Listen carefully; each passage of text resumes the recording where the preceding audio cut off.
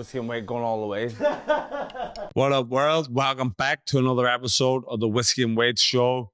We're here at the lab again. I am your host, Tommy Mac. I'm solo again. But today we have a very special guest, one of my friends in comedy. This man is hilarious. He's one of the top dogs now in the comedy world in this country. Please welcome to the gym, Willie Thompson. What's happening? Cheers for having me, bro. Being here. It's great to have you. And you're on tour at the minute. Yeah. I think we've 3 dates left. We've got Dublin, and then the Waterfront, and then the Millennium Forum up in Derry. Unbelievable. So yeah, it's fucking unreal. And you know, Willie, when I first got into comedy, it was 2 years ago. That's when I first met you, and you were like bubbling. You were above the guys who were plugging away, but you were just slightly under the headliner. Yeah. Now in 2 years, you're boom. You're up there, top dogs. It won't last. I'll get 3 months in the top, then I'm fucked. That's it.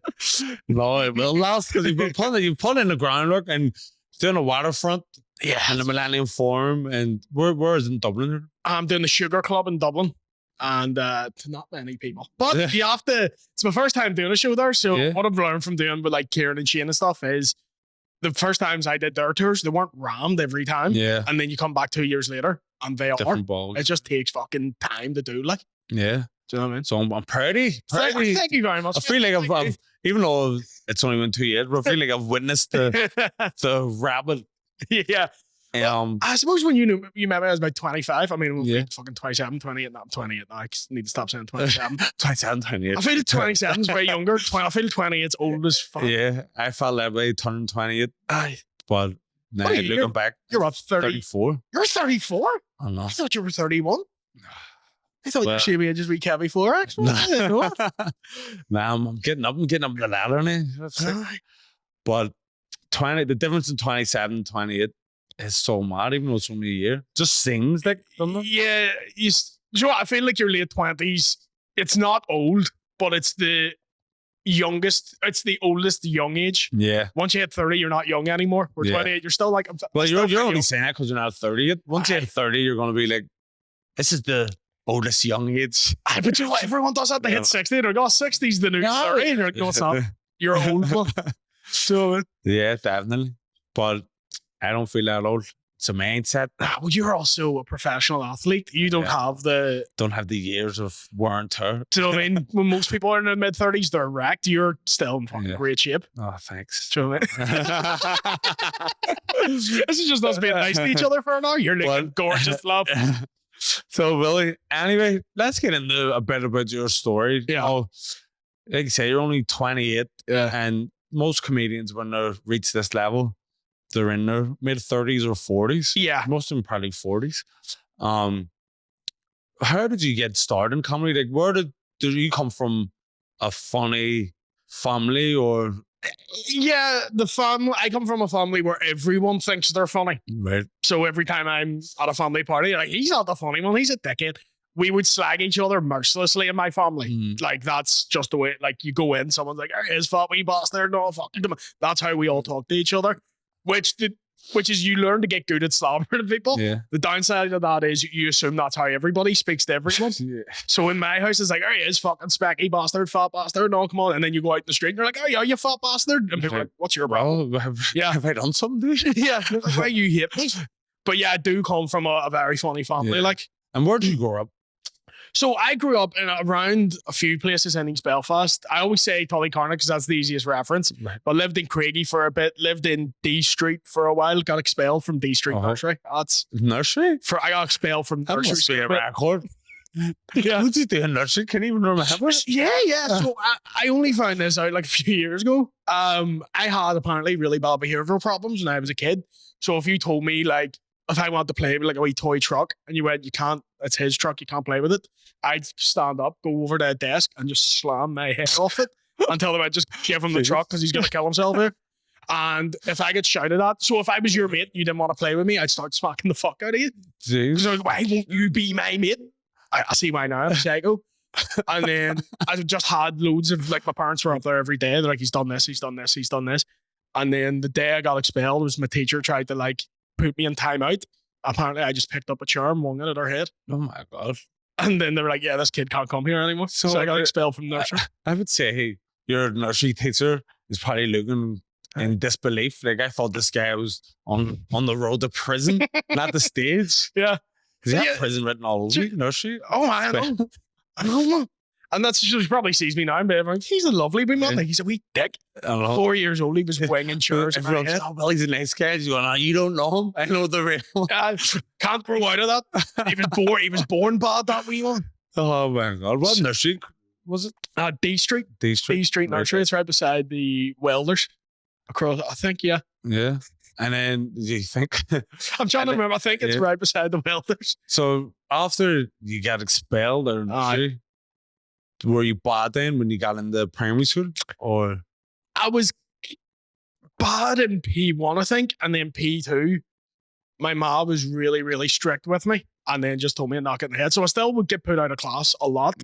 Yeah. But then as time went on, I kind of just stopped being bold. Yeah. Like, I always stayed I was always a cheeky kid, but my mum was like, there's nothing wrong with that as long as you're being playful.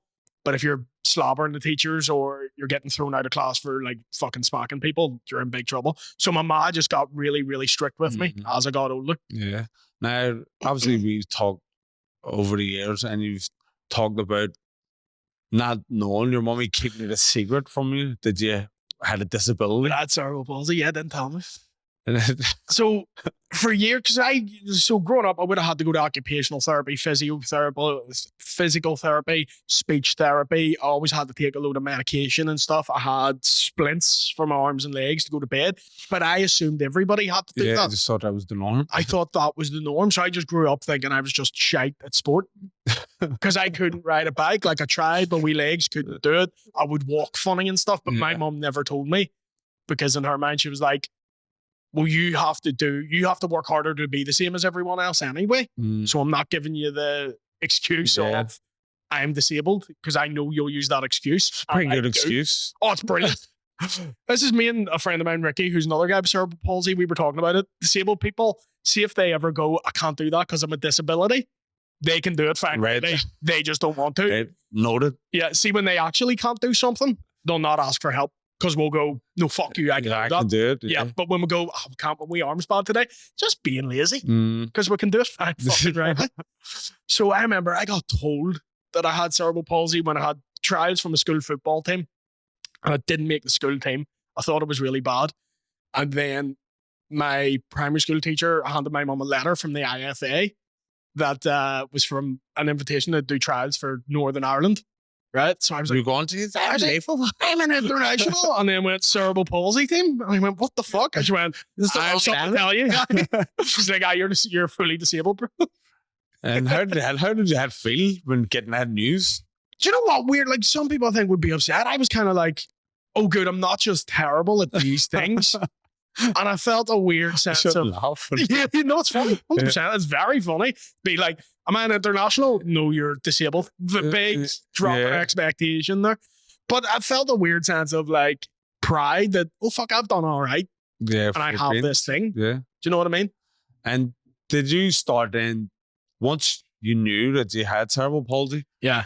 Were you connecting that in? Oh, so that's why my leg's sore, that's why I'm weaker on this side? Or? Yeah, it just made sense. Because I was like, doesn't everyone go to physio? Doesn't everyone go to speech therapy? It's why I sound the way I do, because I am from a roughish area, but I don't sound like I am. I speak very like enunciated. And if no one else in my family speaks like this, I'm the only one. And that's why is I had to go to speech therapy for so many years. Well, does cerebral palsy affect your speech?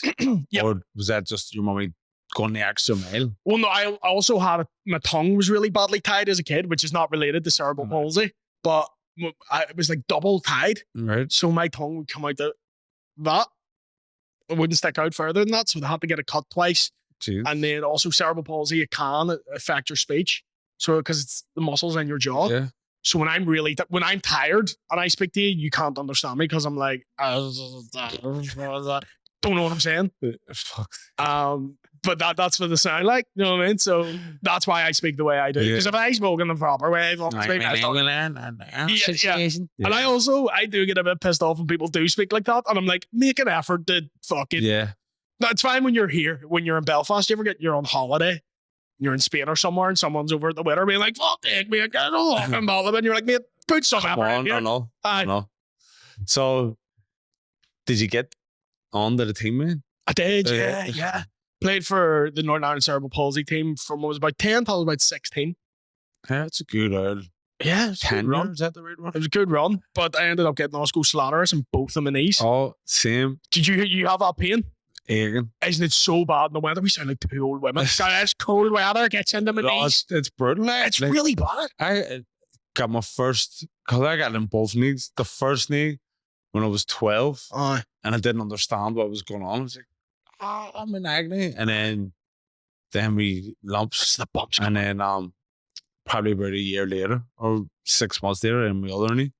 And you're meant to grow out of it. It's meant to leave you, but mine's just stayed. Mine's not going anywhere. Like, Maybe- did you ever bang it off something? Oh, it's the worst. It's like The worst. you'll pain drop ever. to the floor. It's that sore. If you hit it off a table, you're just like, that leg's dead It's already weird. now. It's fucking weird. brutal.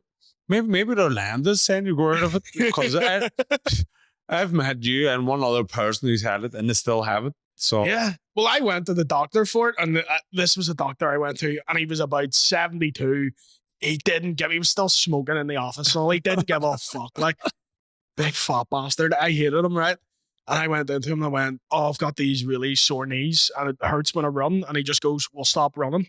these I was like, "Oh, it's good. God bless the NHS for fuck's sake. God, thank God for my you. God. Just stop running. Thank you for that."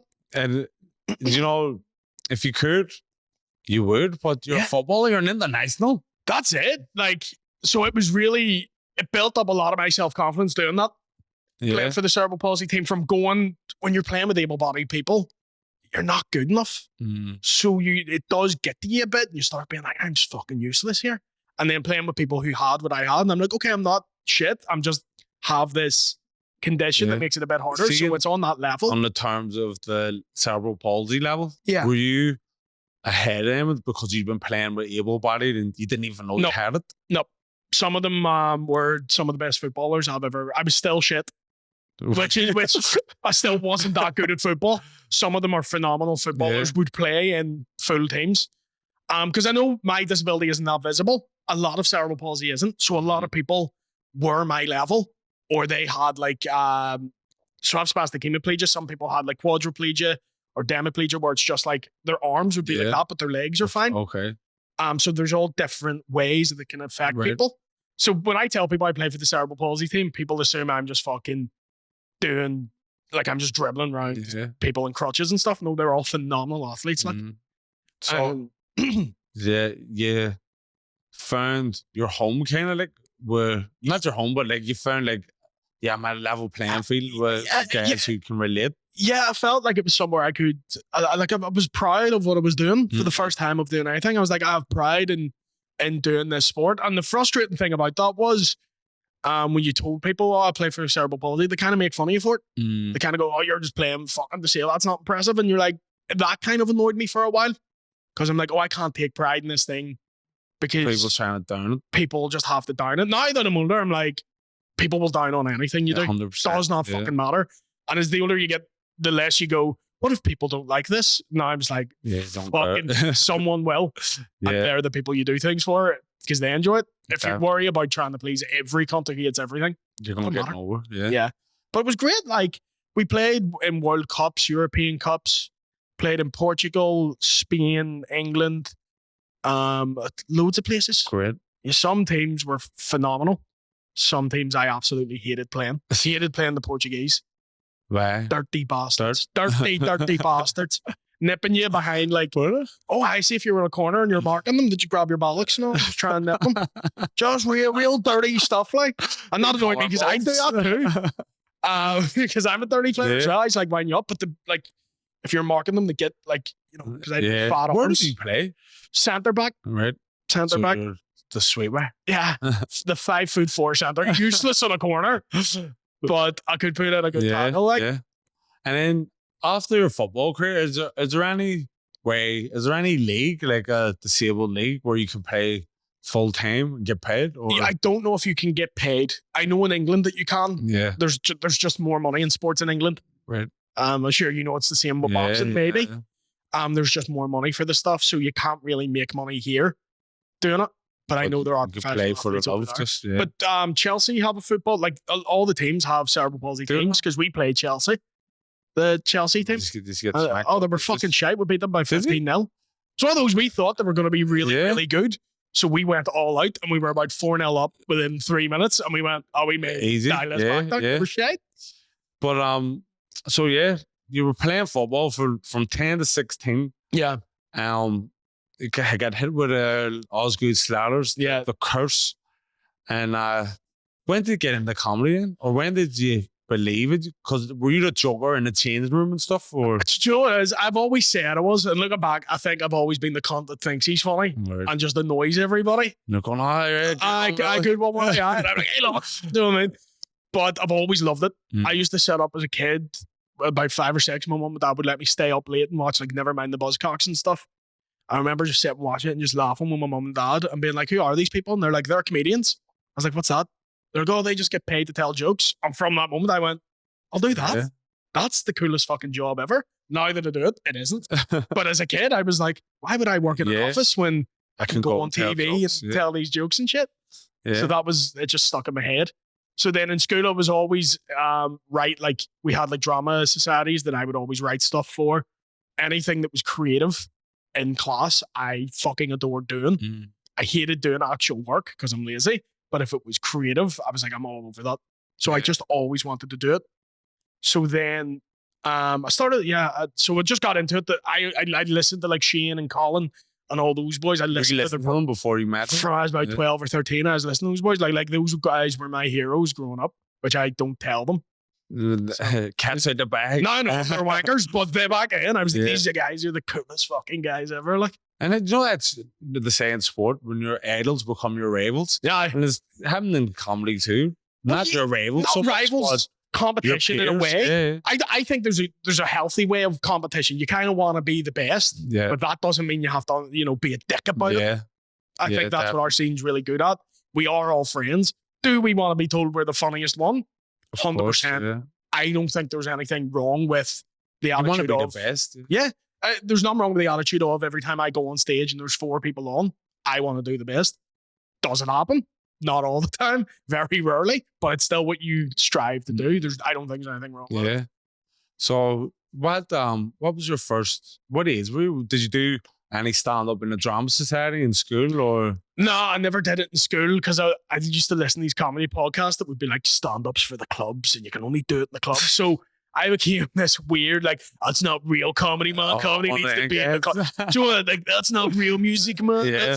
I became that kind of dicky teenager that hated everything. I'm like, no, only the stuff I like is good. Joe, one of the worst people, you like Oasis. I do. Do you know what I mean? Just hated everything. So the first time I did a gig, and this is a mad story, my mum was in the Marie Curie hospice because she was very sick. So yeah, I was 17. So when my mum got sick, it was very sudden. Her and my dad had split up earlier in that year. So it was just me, her, and my sister living together. And then in the August, she got diagnosed with cancer. And then by January, she passed away. So it was very sudden. Yeah. Because she was only 38. She wasn't old, like. And so the first time I did a gig, I went from sitting at her bedside at a hospice to doing Lavery's, which is, looking back now, change that mindset. I think in that position, you just want something because everything's kind of shit and everything is focused on this grim thing. That it's like, can I just have this hour where I'm not thinking about it and I can just enjoy doing this thing? Don't get me wrong, if that was the case now, I wouldn't do it. Yeah. It was just you're 17 and being like, well, I've dreams to follow, so I'll fucking go. And that was your first gig? That was my first gig. How did it go? It went fine for a 17-year-old doing 5 minutes. Looking back, the stuff was awful. Yeah. Like, I was going to say everyone's first gig's terrible. You're the exemption of that. You got annoyingly good very fast, and I hate you for that. But everyone in the start, not great. Yeah. It's kind of cheesy. It's kind of shite. But it was on with Colin Geddes, Chris Kent, and Paddy McGahey. So a good fucking lineup. Yeah. And I was terrified doing it, but then did it and went, oh, I love this. I immediately love this. Yeah. And then did you get booked in for the next one? Because I don't know. So that's 10, 11 years ago. Yeah. Was the scene kind of the way it is now? Like from I've come into comedy 2 years, there's gigs on every week, Yeah. everywhere. No, Is that way? No. you would have had, when I started anyway, you had Lavery's, you had McHugh's, you had the Empire, but you're not getting in the Empire for a while. You had the PAV. And that was it. That was it. So we were just doing it, them venues, them Yep. three. as Lavery's, much I as you think I got could. about like 6 months, like it was once every 6 Okay. months. But it wasn't what Lavery's is today. Yeah. It was in the wee corner of the room, and there was Right. like 20 people there the first time I went. What they've done with that club now is phenomenal because it's rammed every night and it's the best night out. It's fantastic. But back then it was like, 20, 30 people and just in the wee corner, like. Mm. And then, so you just you would gig maybe once every 2 weeks. Then I was lucky enough I drove, so you could go out into the towns and stuff, do a few open mics. Did you travel up and down? Yeah. There was days I'd like get out of school, drive down to Dublin, die on my arse for 5 minutes, drive back up, Yeah. do it again the next day. I was just obsessed with doing it. Just, yeah. That's unreal. When you get the wee bug for it, it's like, Yeah. yeah. And that's part of me is like, I wish I had started later. I would have had more to talk about. I would have known myself better as a person. Do you But- think? I think so. I think you don't really know yourself until you're about 25. Mhm. Maybe not even then. Do you know what I mean? Whereas 17, you're trying to be someone else. You're trying to be what you Mm. want to be instead of like who you are. That's the most hippie thing I'll ever say. No, but you know what I I mean? know what you mean because you're 17. Well, when I was 17, I wanted to be a man. I thought I was a man. Yeah. 17-year-old man. I could do what I want. But you still go to school. No one was I telling do. you fucking otherwise though. Oh, but my granny used to you better be in here for 11:30, my granny. And like you're in that transition of being a child to an adult, Yeah. and you are trying to find yourself. And I think it's every day you're forever finding. You know what I Yeah. mean? So, but that 17 is a real age where you actually have no clue. You don't know what you want to work at. You Yeah. don't- Well, you're not sure. I always knew I wanted to be a boxer, but school is like, you need to pick a career. You need to do this. What are you going to do with your life? You're Yeah. just unsure. Yes. And I get why they're like that. I don't think it's necessarily a bad thing that schools are like, you do need to have an option, Mm. but they should be like, do pursue the thing you want to do and have a backup maybe. But schools are very much like, no, but when you're like, oh, I want to be a boxer, I want to be a stand-up. They're like, yeah, but what do you really Yeah. want to do? I'm like, I just told you. Yeah. So that can get really frustrating that they don't They back don't you. take- I don't know. Do you know what I mean? I was lucky where my teacher, Mr. Tully, after I done my AS levels, and I went back for the first day of upper sixth, he had a meeting with me and he's like, Tommy, do you know what? You want to focus on your boxing here. You've only got a short window to be a sportsman. You don't want to be in your 30s looking back here and going, I could have boxed the head image. Yeah. So you should leave school, concentrate on getting the Olympics and just focus on your boxing. Yeah. And I was like, happy days, I'm leaving. And then, so I went back to my granny because I lived with my granny.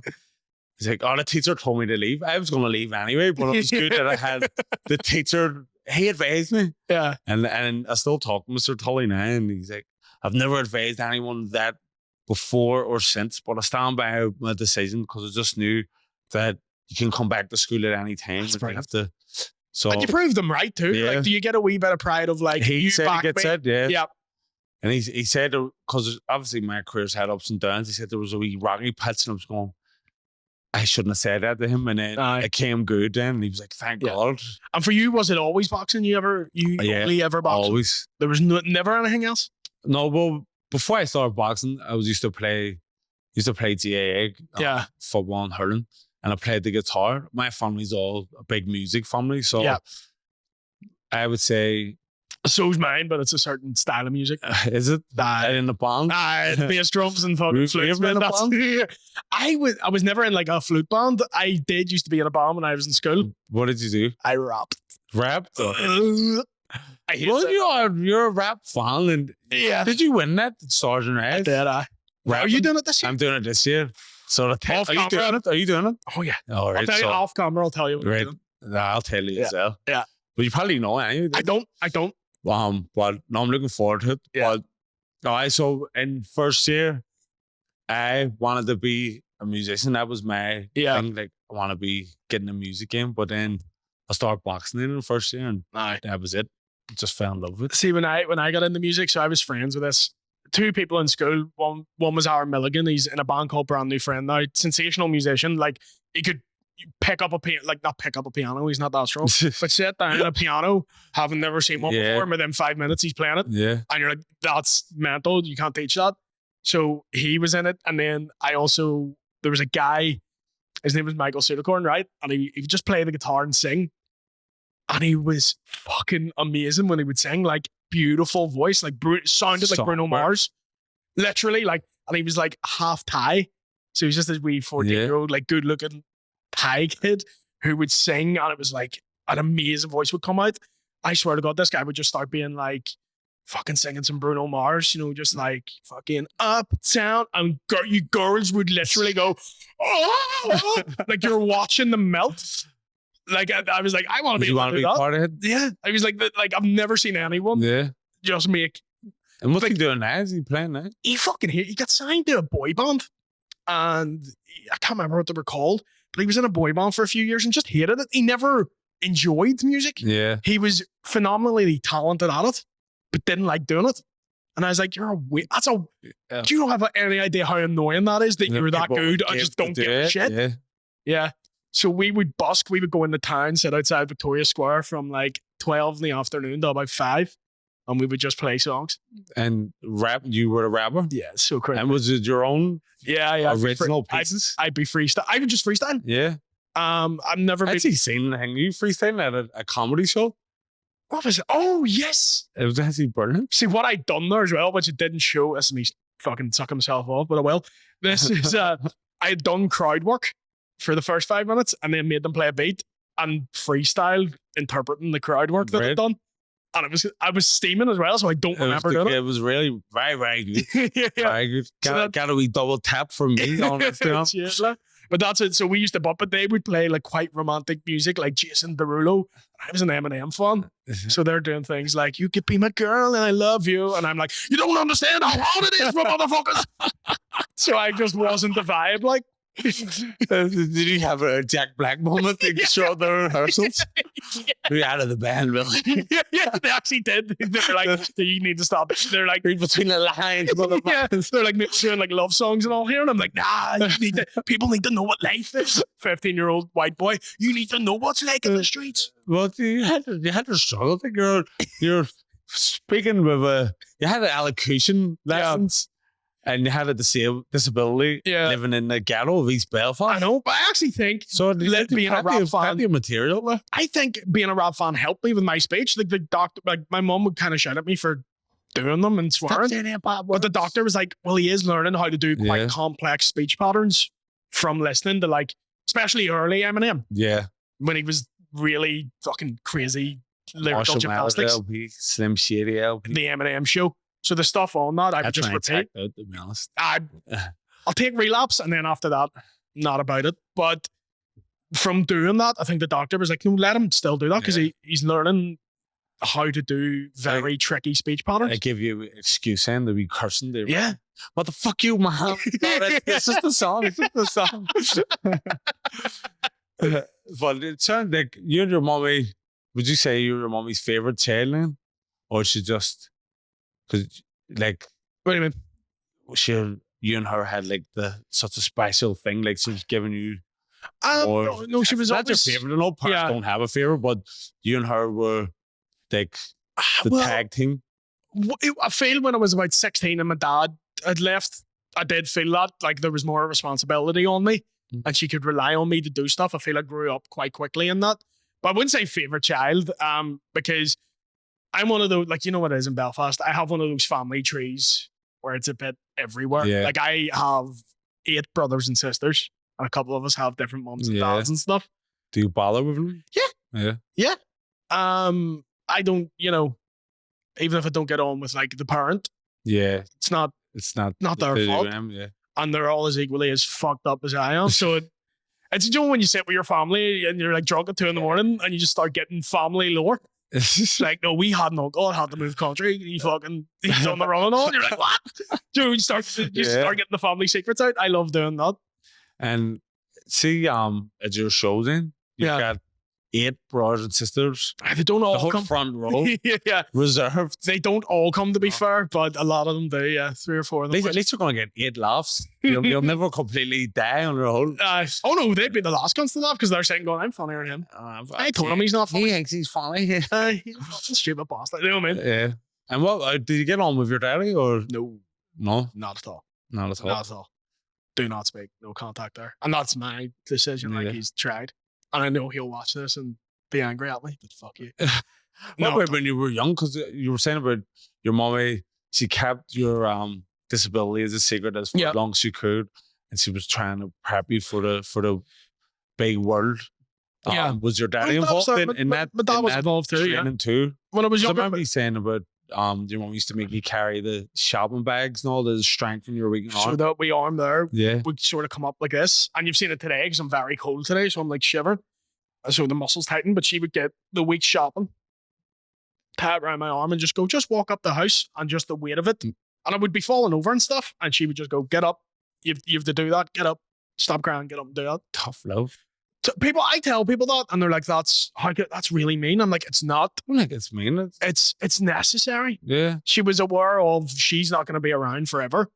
So I need to learn to do things for myself. If she coddled me the whole time, and then what happened, I'd be fucked. I'd be useless. But she was like, I won't always be here. You have to do that thing. Yeah. You just have to learn to look after yourself. It's like, right, like, you've ever seen the Ray Charles movie? Yeah. It's like that. And So when he's like screaming for his mom and she's crying, but she's like, which is like, yeah. I'm not helping him. It was kind of that. But it worked. Yeah. Do you know what I mean? So my dad was around until about 16. Then him and my mum split up, and we are not on good terms. Okay. So moving on. yeah. Thanks for that cheerful moment. So back to getting started in comedy, and so you started at 17, and then you were gigging every 2 weeks. Yeah. How long did it take you to get from 5 minutes up to 10 minutes? That took very quickly. Mm. Because I was always right. I was always just obsessed with writing, so I had loads of jokes. I had this weird trajectory where in the first year I started, I was really good for a newcomer. And then for the next 3 years, I went to uni, discovered things that you shouldn't be doing. So did comedy kind of go to the back of your mind? I was still doing it, but I got that point. I was getting on stage and I was on stuff. Serious? I was there was time I mistakenly fucking thought I was going on a night out, dropped an E. And then I got a phone call being like, you're on stage in 10 minutes. Where are you? So I was like, right, I'll get a taxi down. But all right, got there and I was like, see if I'm on in 10 minutes, I've just dropped the E. It won't hit me for an hour. So I'll be able to get off, fuck off. Got there and they're like, we'll have to change your running order. You're going on at the end. So then I was fine, still fine. And this gig was in a fucking church, by the way. Oh my God. To like pensioners. And I'm halfway through my set. I'm like, I'm all right. And I'm like, yeah. And I'm like, what are you doing, mate? It just starts hitting me. And I'm on stage. They're like, and what are you doing, mate? You work here, do you? Eyes wide. And I sort of got out the best set of my life, I think. Yeah. And then afterwards, like, I was like, I'm never doing that. The panic I had. Because I was like, fucking, on stage, man. Like, doctor, you know what's like in the queue for hours? I'm back for life, for fuck's sake. I can't remember the bring. Just gone, like. Yeah. So I had a lot of moments like that. Where so for 3 years, you were just whapped it on stage? Really badly. Really, I did a lot, like. Did you? Yeah, because I was such an innocent wee boy. And you were young as well. Yeah. But I went from, like, I would rarely drink. I would drink and stuff as a kid, but I would never go mad. I would never do things without my ma's permission. Yeah. Which always people went, oh, it's because you're a mummy's boy, you did that. And I always saw it as my mom gave up so much for me that I didn't want to almost spit in her face and not pay that back. Yeah. To be like, I could never bring myself to be like, fuck you, you'll do what I want. Because I was always grateful for how much she helped me. So then when she passed away and then you start getting introduced to drugs, you're like, hey, these are brilliant. Were you nervous with like experimenting with drugs, having cerebral palsy? Like, is there a risk? Obviously, there's a risk every time, but is there more so? Not really. No. The only one I hate, and I do material like this, is MDMA. Because I don't know if you've ever tried it. No. But if you take it, your muscles tighten. The normal person will have tight muscles. That's when you see people doing that. Yeah. It's because their hands are getting tighter and they can't quite feel them. Right. So for someone who already has that, when I took like ecstasy, I just looked like, do you know, like headphones that you've left in a pocket for 2 weeks? I'm just in the corner, like out there. Do you know what I mean? So it was never fun. And did you have to learn it through trial and error? I had to learn which ones to take and which ones not to take. Yeah. Oh my god! Yeah. And what ones can you take? Cocaine like a motherfucker. A lot of that. I can take most things. I've done most things. You have to stay away from MDMA. I just ecstasy. wouldn't take it. I just don't like it. Just Just because don't you like don't it. want to eat like heads. Yeah, it's not fun for me Yeah. to do. Like, it's a dancing drug and I can't dance. But I would be more of a psychedelics guy these days. Right. I don't really do the other stuff, but we take Yeah. mushrooms and sit in the garden Right. every night. And what about then? When did you decide to go full time? Did you have any jobs or anything? Yeah, I've always worked. Have- Always worked. There was times I had 2 or 3 jobs. There's a lot of my life I've worked 7 days a week. Fuck. Do you know what I mean? I worked in a call center for a couple of months. I hated that, but I would work there Monday to Friday, then work for the council doing groundskeeper. Easiest job in the world. I would just fall asleep in the changing rooms. Really? Literally. I'd just be asleep in the changing rooms. But I would work 2 Saturdays, Sundays, and then back in the call Yeah. center. And then I've worked in nightclubs. I worked in the Odyssey for a while. What nightclubs you working? Worked in Foundry. Used to be Stiff Never Kitten. went. Never went. Do you know what Stop now? kidding. Yeah, yeah. Farmhouse now. I was a glass collector, but it's a bit of a wipeout. It was not anymore, but it was a bit of a Yeah. wipeout club. Don't be a cleaner in a wipeout club. It's not a good place. 'Cause I'd have to collect the glasses, go in the toilets, clean the toilets, and the stuff people did in those toilets. I don't know what possessed them. I went in one time, someone had shot in a glass and then put the glass in the toilet, and I was like, "Why just shit? It's shit in the toilet." And I was like, the proper scooped it. It was like a fucking like a Mr. Wimpy. Like it filled the cup up. Like it was gross. You had to clean. I had to clean it. I had to clean it. And I was like, this isn't worth it. But it was and then another time I worked in the coat room before. Did that once and they never put me back in it because such a dickhead. Did 120 spaces for the coats and it was £1 each. 120 Yeah. numbers came up at me at the end of the night and I went, much have you got there? And I went, of £700. I went, how the fuck do you have £700? There's 120 spaces. And I went, aye. But when I ran out of them, I just started throwing the coats on the floor.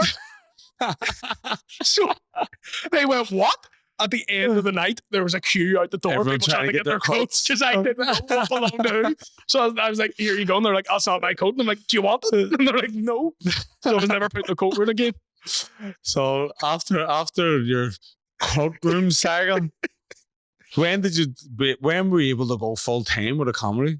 So for a while, I was working in the vape shop in Dundonald, and I was also doing a lot of stand-up. So I was doing it like 5-6 times a week on top of working. So I'd be in work from 8 to 5, get out of work, and you're at the gig from 6 to fucking 12, go to bed, do that over and over and over again. It gets quite tiring doing that. But then I just had one good week where I'd opened the SSE for Shane. My Limelight show had sold out. My TV show got accepted and was being broadcast, and something else. And I got to the final of the BBC New Comedy Awards.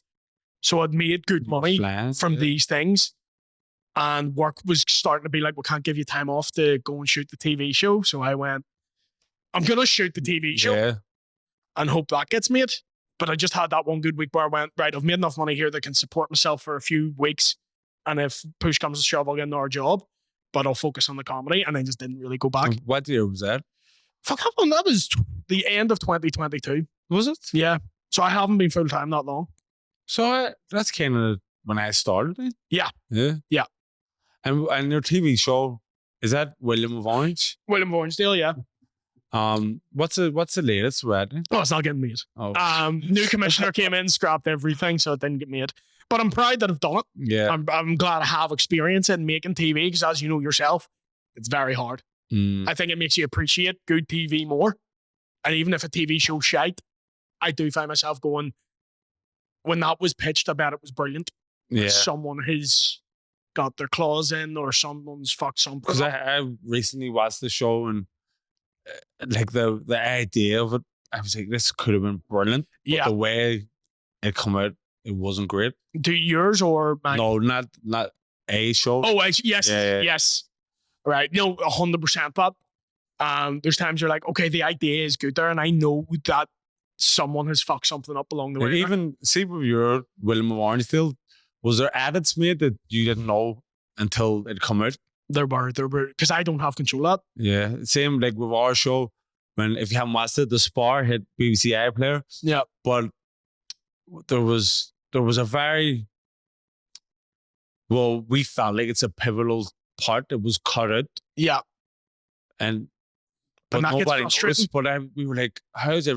It annoyed me and Tyrone looking at it because we were going, this is shit now. Yeah, Like people don't know what's going on. But then when we were showing it, the family and friends, everyone's watched it, it hasn't made a difference. yeah, And Tyrone always explains what was cut, and he says, just stop explaining it to people because yeah. if they know that this is missing, then they're gonna go, actually, That would have been better. Yeah.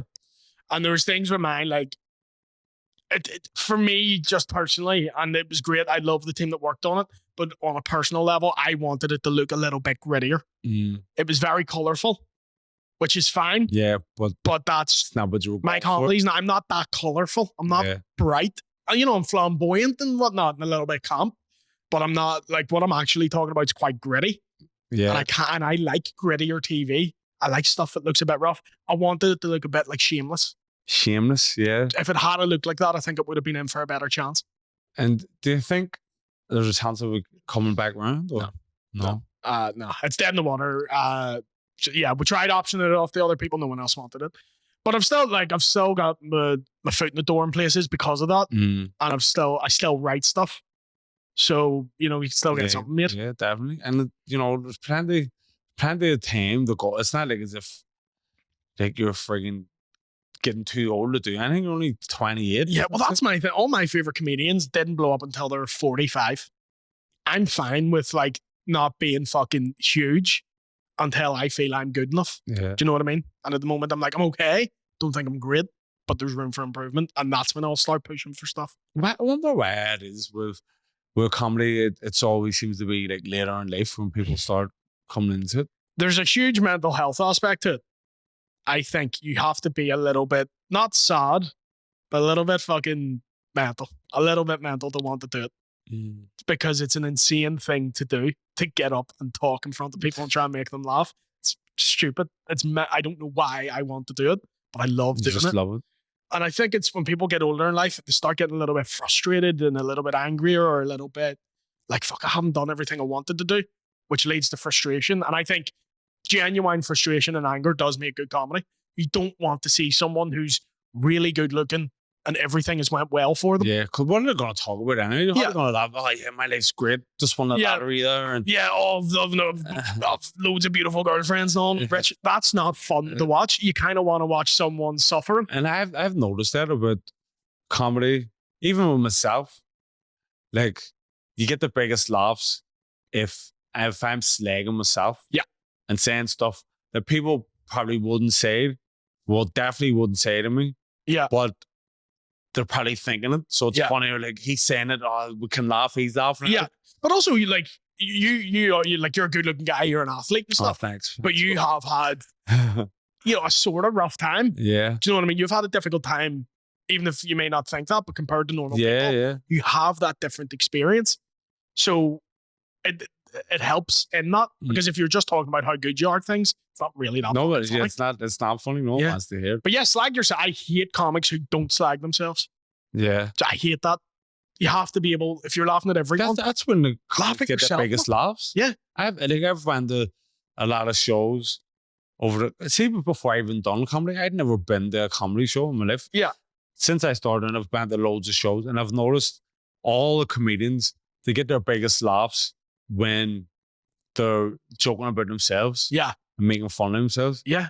Yeah. I constantly will make fun of how I look, because I know I look weird.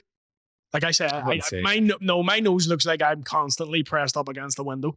Do you know what I mean? I'm not saying Charlie at the chocolate factory. He was just outside. I was like, I have sweets. That's what I look like. But I'm fine with that. That doesn't, it's not like, people, you say that, people are like, don't be hard on yourself. I'm like, it is funny. It is funny to look weird. I'm in the one job where that helps me. That's what you want? Yeah. But I wouldn't say that anyway. You're American. How have you found it being going up to the next level now to being a headliner? Is this your first headline tour you've done? Second. I did one in like 2022, but it wasn't that big. On this scale? It wasn't on that scale. So how you find it at this? It's harder trying to sell your own tickets. I'm learning I have to be better at promotion because hands up, I'm not good at it. And kind of I'm lazy and I just expect people to go, which isn't how things work. Like you get people like Shane and Colin who sell tickets because they are fucking great comedians, but outstanding promoters as well. They do it all. They're really good at that. And that's almost a game in of itself that I'm learning. So I've had a few, I'll hold my hands up. I've had a few shows where it has not been well populated and it's hard and you're doing like 30 people in like a 200 seater. And you take that a little, you do take it personally. It hurts your pride a bit, but also it's a bit of a reality check. It's a bit of the world going, you're not the bollocks. You may think you're the bollocks, but you're not. Well, and I like that. I think what he said, even though like if you are the bollocks, you need to promote it and let everybody know that you are. Yeah. So nobody's gonna know if you don't tell them. That's it. And I always have this thing of, I don't know if it's a Belfast thing, but a thing of like, I don't want to do your head in with that. Don't worry about it. Do you know what I mean? It's a Belfast thing. It really is. Like, and if I see someone else promote themselves, I think, good for you. Yeah. Fucking believe in yourself, good man. But when I do it, I'm like, everyone will think I'm a dickhead. I don't know why. Yeah. I don't know why. You have to come out of that mentality. Because even I've always felt like it, but I'm fighting on the first of February, maybe. Fighting at the start of February, anyway. Where is that fight? In Ulster Hall. I'll go. So see all the WhatsApp groups that I'm in. Yeah. All the tickets are on the link, so I had to send them to all the links. I know you do because he doesn't add any captions to it. He just sends you a photo of himself in boxing shorts, and I'm like, all right, shit. The picture speaks for itself. You know what I mean? I was like, oh, I know what he's doing, but yeah. So I just sent it to every group, and Tyrone had seen left one of the groups out. He said, "Would you stop sending him? I'm telling you to send him to everyone." And I was like, Tyrone, I'm just trying to get it out there. And it's funny because you don't go, guys, we love you, some support. You just say it before and don't say anything. But people don't want to hear it anyway. And then I don't want to feel like people have to respond then. No, lads, I'm fighting here. The start of February, I would love you to come down. And then you just get your phone's just pinging. Sorry, mate, I have a funeral that day. It's like, just buy the tickets, there they are. Yeah. If you want them. If not, just ignore the message. Because I haven't been to one of your boys' boxing fights ever. All right, well, you'll enjoy this one. It's going to be on BBC as well. Class. So you can get down and talk to a few execs. Say, look, come in more and steal right as well. Get a fucking mate. But I think it is a Belfast thing. You feel like you're. I don't want to be a dick. I don't want people kind of making fun of me. I'm trying to make myself out to be. I'm trying to stay humble. The older I will admit, I used to be like that when people tried things. I'm like, you fucking dick. What are you doing playing hockey? Do you know? Yeah. The older I get, the more I'm like, I'm happy for people. Yeah. I'm like, so good for you. This place can be shite. Good for you for wanting to get out of it or wanting to do your own thing. The older. I think it's fine when you're young to kind of be that, fuck everything. See, when you're in your mid-30s and early 40s and you're like, everything's shite. Yeah. Have a word with yourself. Definitely. Or neck some bleach, because what are you doing? You depressing cunt. Like, I just don't get that. I get not liking something, but I've never heard a song I don't like and went, this is shite, and then turned it up. Yeah. I don't sit and listen to it. No, if I don't like something, it's not for me. Yeah. That's not for me. And it's so easy to do it. I don't know why people don't do it. I think people love being miserable here. Definitely. They just love being miserable, which I get. I'm a miserable bastard too. But I think it takes effort to try and be positive about shit. Like, yeah. Even, something bad happening, everyone's on it. Like, everyone's on slabbering. Like, Kerry Forex was on the podcast, and on our Instagram, it has 13,000 likes. Yeah, but all the comments are all overwhelmingly negative. Yeah, well, you know what I say? It shows you the many people are just going to it to be negative. I hate it.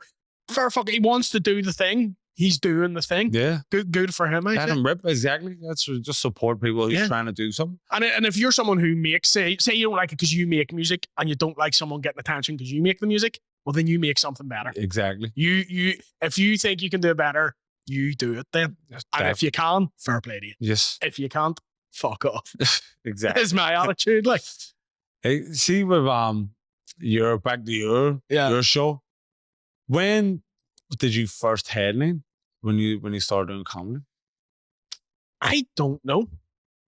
Was it years in the making? Yeah. 6, 7, 8 years in. It was only in the last couple of years I've started to be a headliner. Like, and see, when you start off, you kind of want it all at the start, but as you do it more and you get older, you kind of go, oh, okay, I get that you need to be a level. Because you get people that are like, I want this. Why am I not getting this? And you're like, because there's a level to it, you need to get consistently really good. And I don't rate myself that. I come off gigs and I'm like, that's fucking shite. Yeah, I don't think I've ever done a gig with you and you've went, yeah, it was good. Even I've seen you like tear the place down and you go, oh, it was shit. And it's not anger at the people, it's anger at me. I feel like my opinion's so invalid because I'm a novice. Well, I think I was good. That was shit. Okay.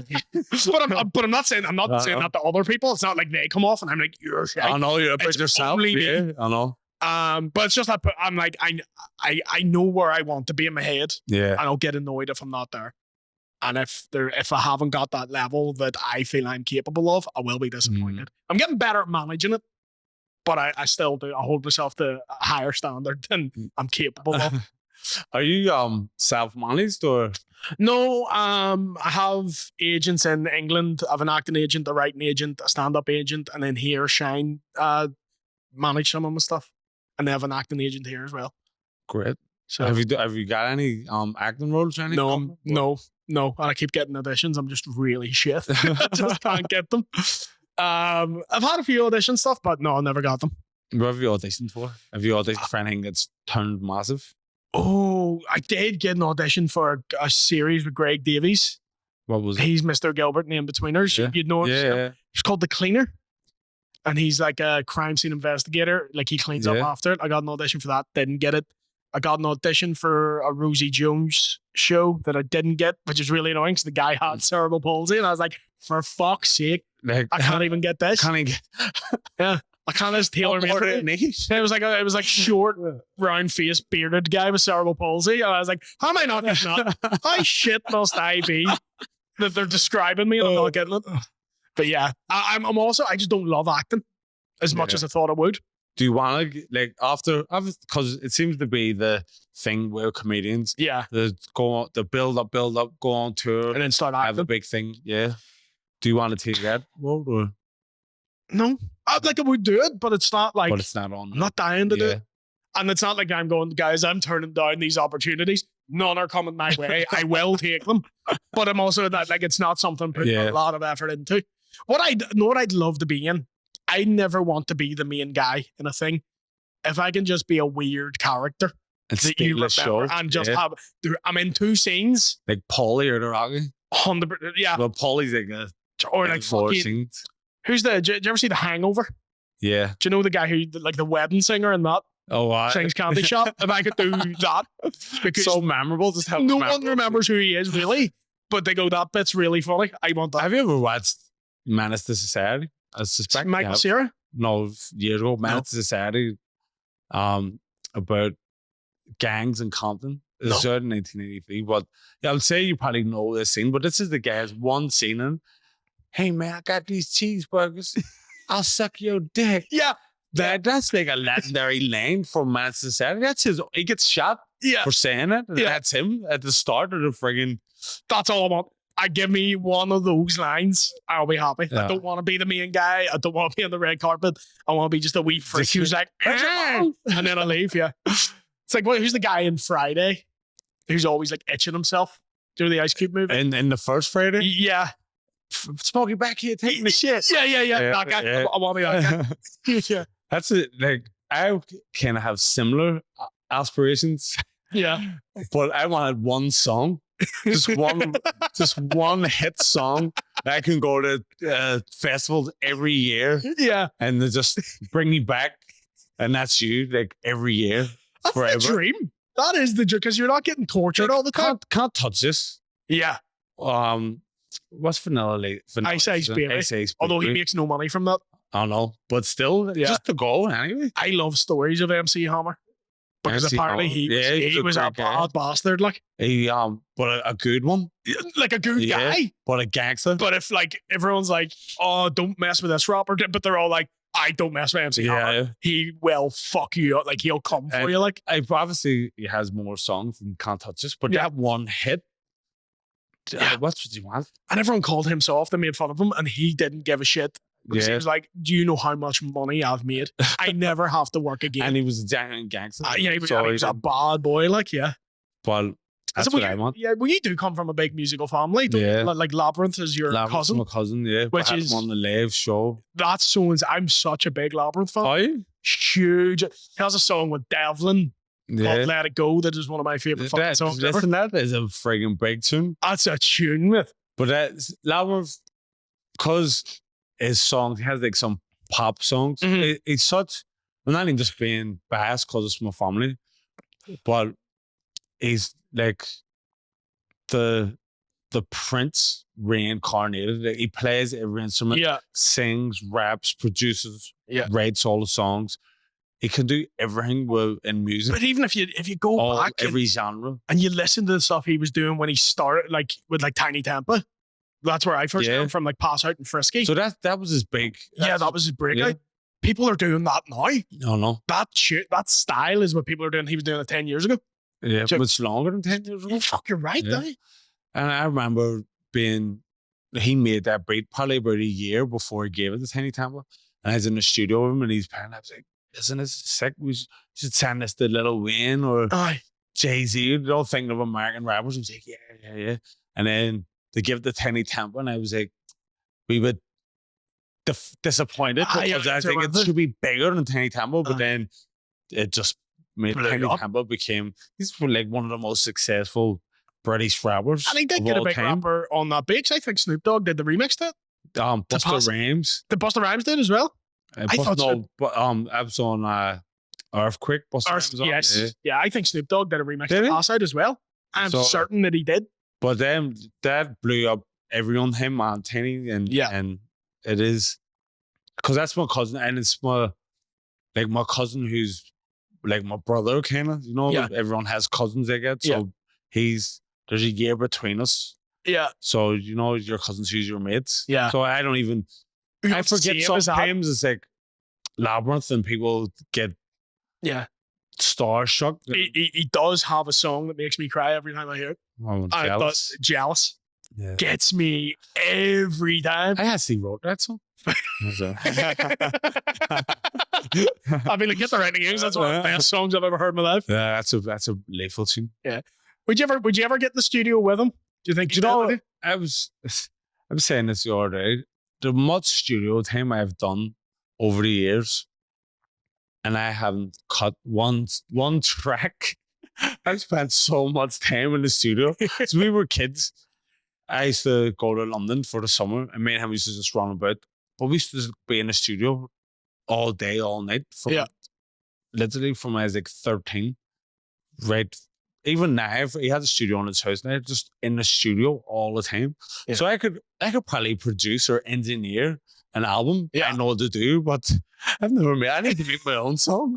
See, I've been in the studio. I've done a lot. Like, I don't know how to technically do this, Yeah. but I can listen to it and go, "Yeah, can we change? Like, I know Yeah. how I want it changed. I just don't know how to do that. I love seeing a studio. I fucking love it. I could live in one.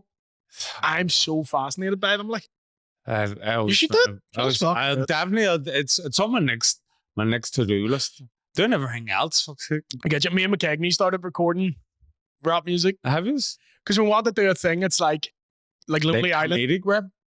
Yes, but not like, fucking, I went to the spa and got some facts. Not that there's anything wrong with Yeah. that, but we wanted to sound like good. Yeah. Lonely Island Yeah. would be I'm the. on a boat, I'm on a boat, Yeah. where you're like, that is actually a good Yeah, song, but it's yeah. just really silly.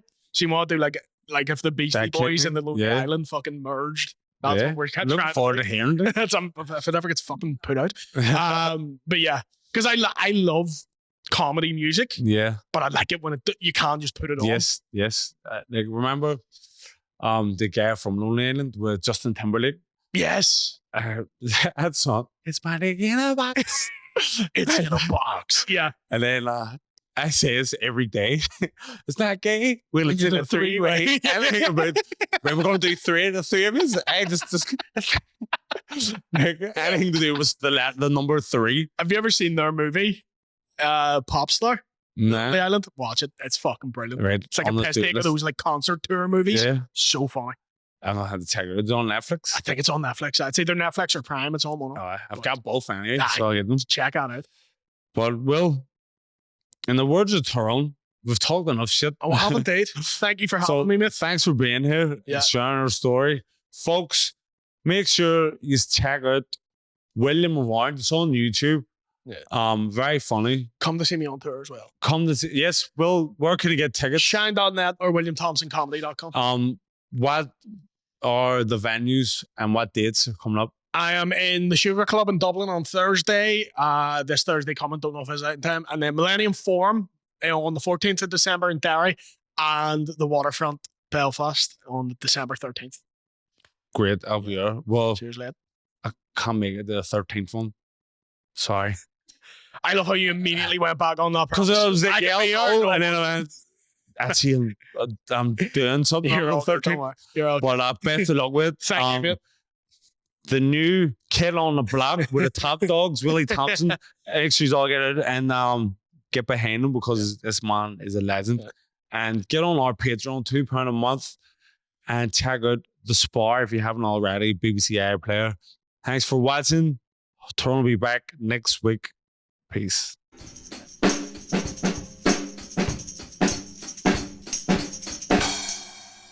With him going all the way.